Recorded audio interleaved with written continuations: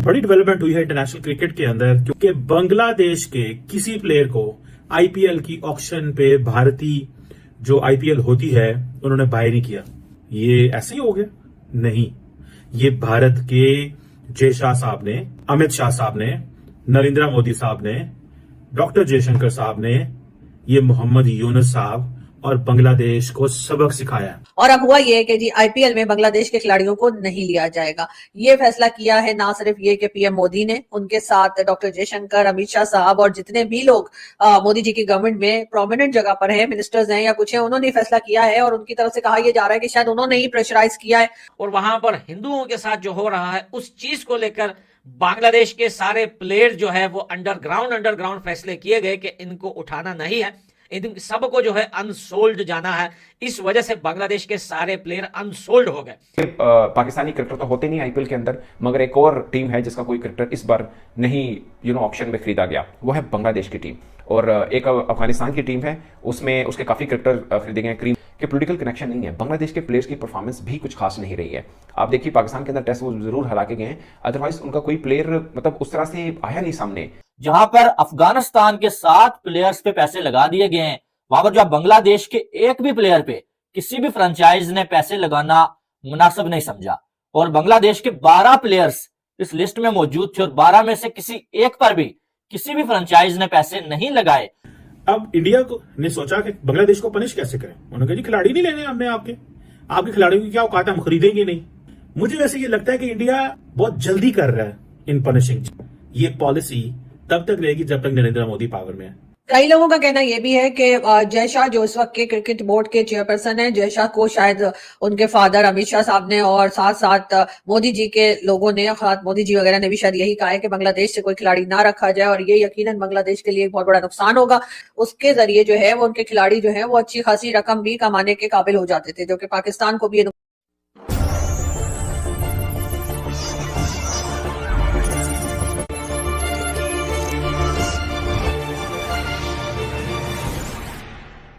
Development हुई है international cricket के अंदर, क्योंकि बांग्लादेश के किसी प्लेयर को आईपीएल की ऑक्शन पे भारतीय जो आईपीएल होती है उन्होंने बाय नहीं किया।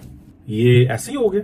नहीं, ये भारत के जय शाह साहब ने, अमित शाह साहब ने, नरेंद्र मोदी साहब ने, डॉक्टर जयशंकर साहब ने, ये मोहम्मद यूनुस साहब और बांग्लादेश को सबक सिखाया कि हम जब मर्जी तुम्हें बाइकआउट कर दें, जब मर्जी तुम्हें निकाल दें, और हम डिटरमाइन करेंगे कि तुमने खेलना या नहीं खेलना। थोड़ा सा पीछे चले जाएं, कुछ साल पहले पाकिस्तानी प्लेयर्स को आईपीएल में लेना बंद कर दिया गया था। क्यों? क्या पाकिस्तानी प्लेयर्स अच्छा नहीं खेल सकते? क्या अच्छे बैट्समैन नहीं है, अच्छे बॉलर नहीं है, अच्छी फील्डिंग नहीं करते, ग्लोबल रैंकिंग में नाम नहीं है? क्या वजह है? सिर्फ एक वजह है, India is using IPL as a tool for coercion. जैसे ट्रंप कहते हैं ना कि मैं जो भी हो जाए, जैसे भी हो जाए, कुछ भी हो जाए, मैं ट्रेड वॉर्स की तरफ जाऊंगा।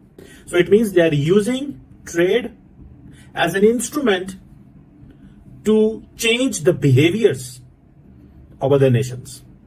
Narendra Modi wants to use cricket as an instrument to change the behaviour of Pakistan and now Bangladesh.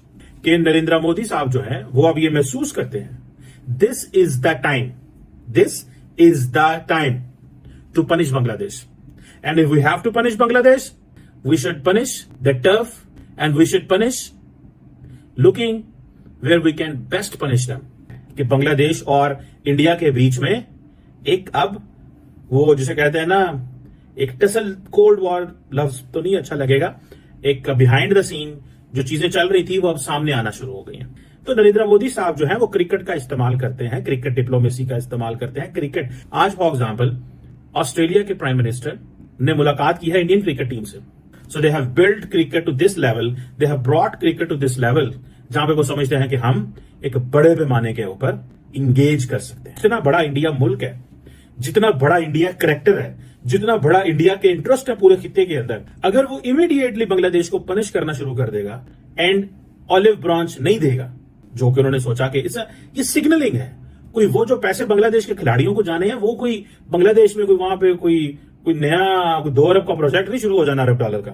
इस signalling, you are doing signalling कि अमित शाह साहब के जो बेटे हैं जय शाह साहब, उनको बिठाया ही इसलिए गया है because cricket is a lucrative thing, वहां पे पैसा भी बहुत है बीसीसीआई में, एंड आप अपनी मर्जी से चीजें भी प्ले कर सकते हैं। सो नरेंद्र मोदी साहब ने क्रिकेट डिप्लोमेसी को रिवर्स कर दिया, क्रिकेट कोर्सिव स्ट्रैटेजी लेके आए हैं।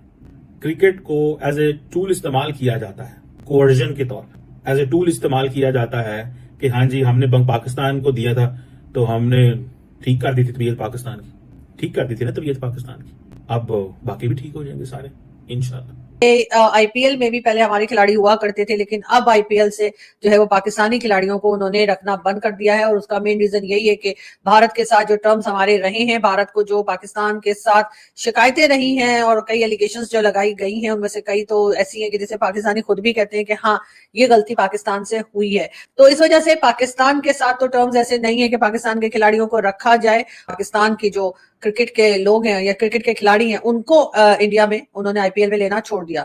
अब बारी आई है बांग्लादेश की। जी हाँ, बांग्लादेश के साथ टर्म्स हमेशा से बहुत अच्छे रहे भारत के, बल्कि बहुत टाइम तक तो कुछ एक साल पहले तक तो ये भी कहा जाता था कि जी बांग्लादेश बनाया ही जो है वो भारत ने है, और भारत ने कोशिश करके और भारत ने साथ देकर और उस वक्त बांग्लादेशियों का साथ दिया, बांग्लादेश के लोगों का साथ दिया, जिसकी वजह से 1971 में पाकिस्तान से अलग होकर बांग्लादेश बना।